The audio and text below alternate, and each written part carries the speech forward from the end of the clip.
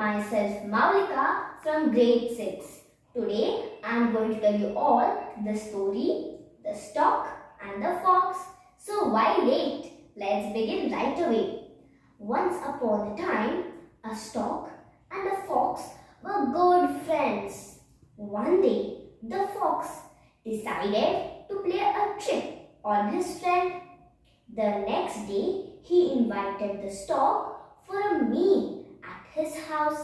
He said, "Friend, tomorrow I am going to prepare a delicious meal. I would like you to join me. Please do come." The stork agreed to his invitation.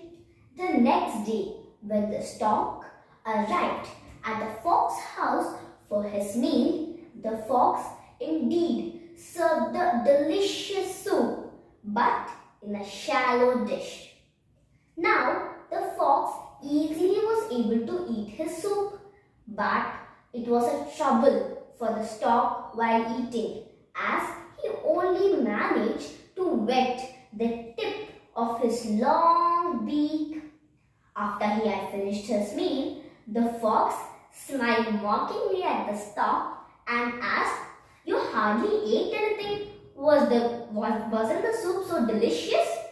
Now, the stork was very angry at the mean trick played by the fox, but he hid his anger and smiled and said, "My dear friend, the soup was delicious, but I am not hungry. Tomorrow, even I am preparing a special meal. Why don't you join me? I would like to return your kindness."